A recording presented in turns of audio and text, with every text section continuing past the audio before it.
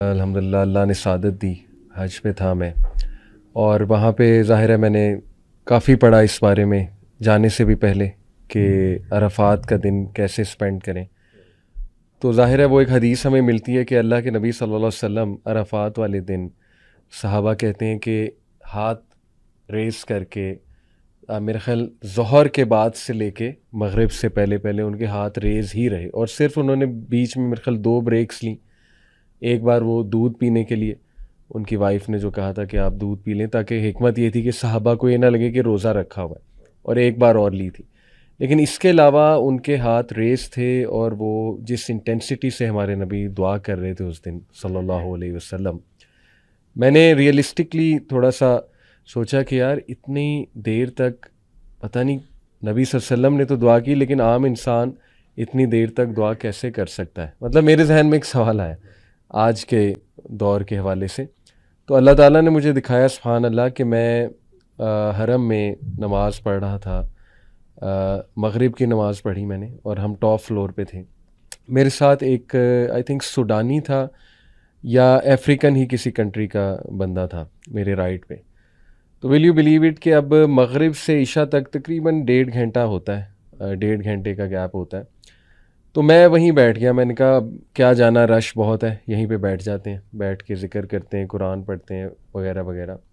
تو will you believe it کہ وہ بندہ میرے ساتھ، اس نے نا اس طرح ہاتھ اٹھائے ہوئے ہیں، اور لٹرلی وہ بندہ مغرب سے عشاء دعا کرتا رہا، اور وہ کوئی اپنی پرسنل دعائیں کر رہا تھا اپنی لینگویج میں.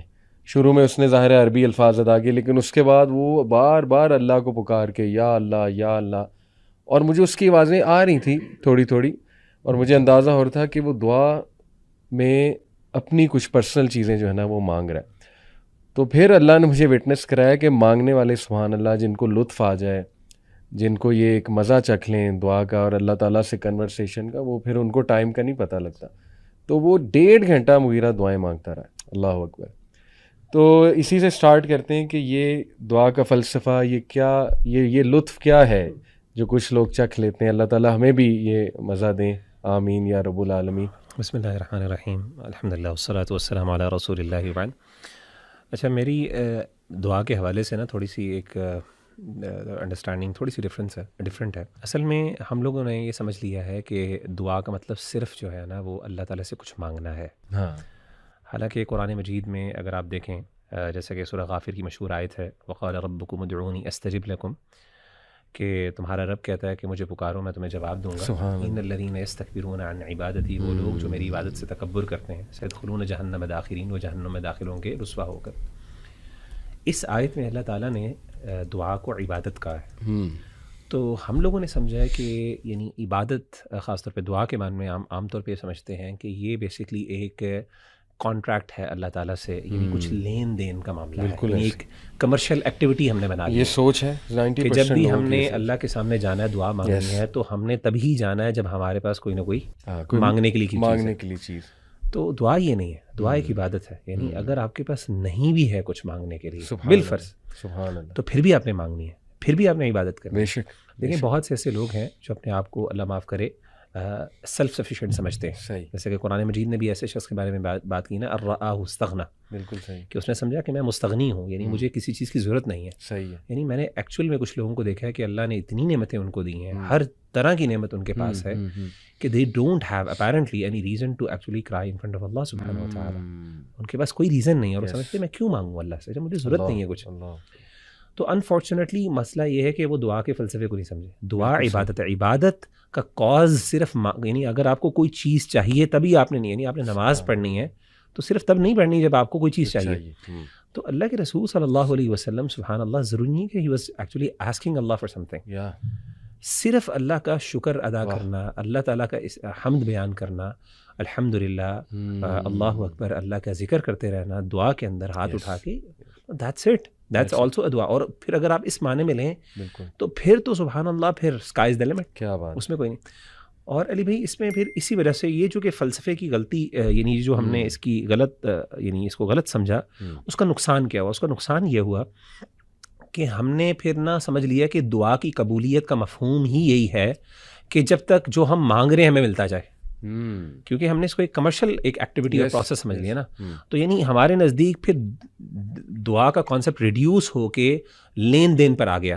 تو جب تک مجھے کچھ نہ کچھ مل رہا ہے تب تک میری دعا قبول ہو رہی ہے, اور جب تک مجھے نہیں ملا بظاہر اپیرنٹلی جو میں مانگ رہا ہوں اس کا مطلب میری دعا بھی نہیں قبول ہو رہی. حالانکہ جب وہ بندہ صرف دعا کو ایک اللہ تعالیٰ کی عبادت سمجھے گا, ضروری تو نہیں عبادت کے فوراً بعد آپ کو جو چیز آپ کے دل میں تمنا ہے, نماز آپ پڑھ رہے ہیں, کسی کے لیے نیکی کر رہے ہیں, ضروری مل جائے. میں نے عرفات والے دن بھی مغیرہ یہ دیکھا کہ ماشاءاللہ ایک تو وہاں پہ وہ جگہ ایسی ہے, اور انشاءاللہ اللہ آپ کو بھی لے جائے, آپ کو یہ احساس ہوگا وہاں جا کے کہ وہاں پہ نا ایک ہر کوئی لگا ہوتا ہے, اور کچھ لوگوں کا رونا دیکھ کے تو آپ کا ایمان بھی تازہ ہو جاتا ہے کہ جس طرح وہ دعا کر رہے ہوتے ہیں, اور ماشاءاللہ واقعی کئی گھنٹے لوگ ہاتھ ریز کر کے کر بھی لیتے ہیں ماشاءاللہ, اور الحمدللہ میں نے بھی ٹرائی کیا. تو مجھے ایک بات یاد آئی مغیرہ بڑی زبردست, کہ جو آپ نے یہ بات کی نا دعا کا اصل فلسفہ سمجھنا ہے کہ یہ ہے کیا. آپ دیکھیں کہ دنیا کا بیسٹ ڈے 9 ذی الحج, علماء اس پہ کافی جو ہے وہ کنسنسس ہے, اور بیسٹ ڈے پہ جو بیسٹ دعا نبی صلی اللہ علیہ وسلم نے سکھائی وہ ہے لا الہ الا اللہ وحدہ لا شریک لہ لہ الملک و لہ الحمد وہو علی کل شیء قدیر. ظاہر کیا چیز ہے مانگنے کے لیے, اس میں طلب ہے ہی نہیں, اس میں تو مانگنا کچھ ہے ہی نہیں. مطلب ہم عام لوگوں کو بتائیں نا کہ یہ بیسٹ دعا, کہیں گے نہیں یہ دعا نہیں ہے, یہ تو ذکر ہے.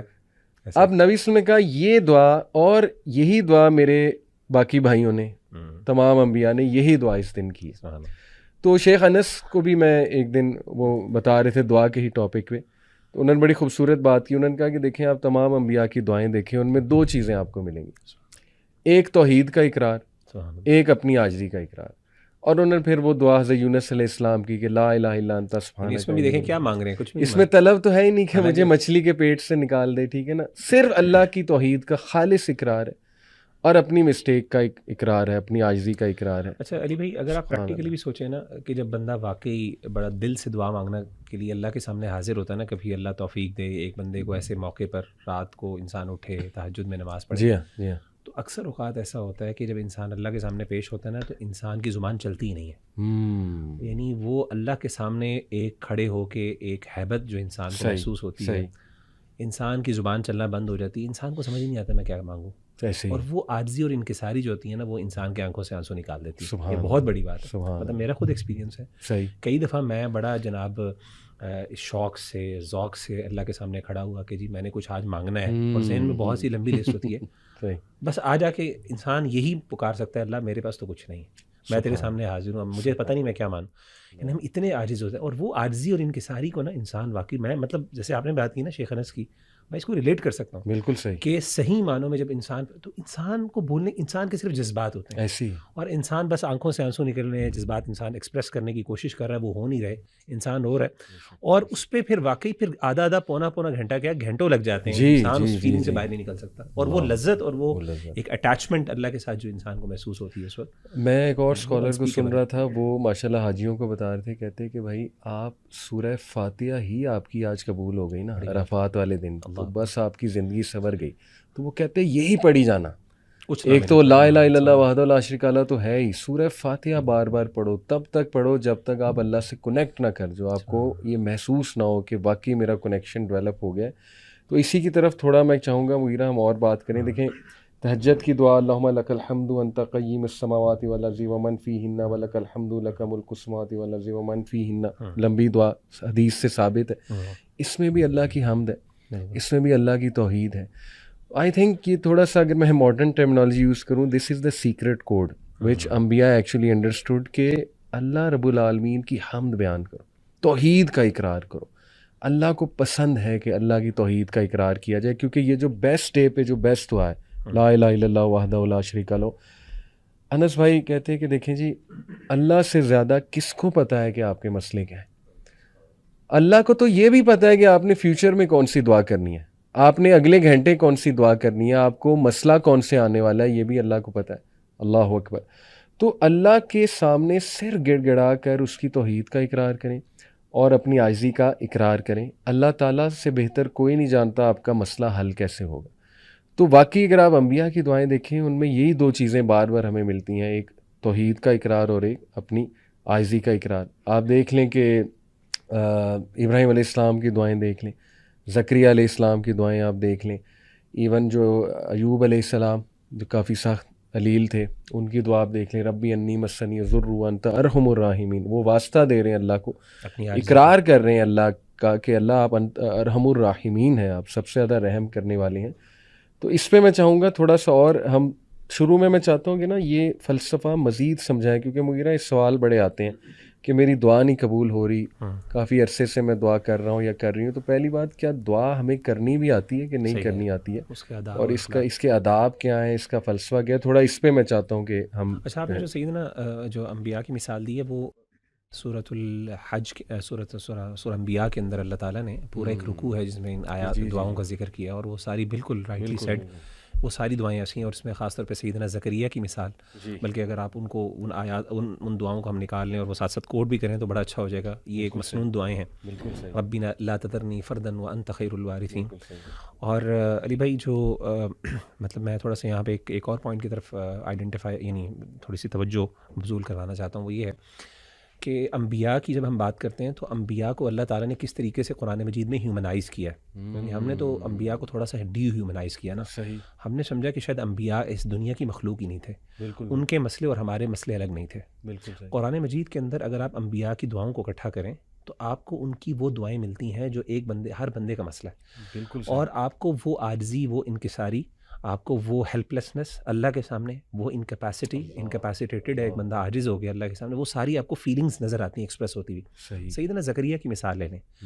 سیدنا زکریا علیہ الصلوۃ والسلام پریشان ہے کس بارے میں کہ اللہ تعالیٰ میرے بعد میرے گھر والوں کا کیا بنے گا. اور وہ انداز جو سورہ مریم کے اندر اللہ تعالیٰ نے ذکر کیا وہ بڑا عجیب ہے. کہا واشتعل الرأس شیبا ولم اکن بدعائک رب شقیا, کہ اللہ میرا جو ہے نا میرے بال سفید ہو گئے ہیں سر کے, اور میری ہڈیاں, ربی انی وہن العظم منی, یعنی میری ہڈیاں کمزور ہو گئی ہیں, میرے بال سفید ہو گئے ہیں, اور میں اللہ کبھی بھی آپ سے دعا مانگ کے یعنی مایوس نہیں ہوا. ٹھیک ہے نا, دعائک رب شقیا, مایوس نہیں ہوا آپ سے دعا مانگ کے.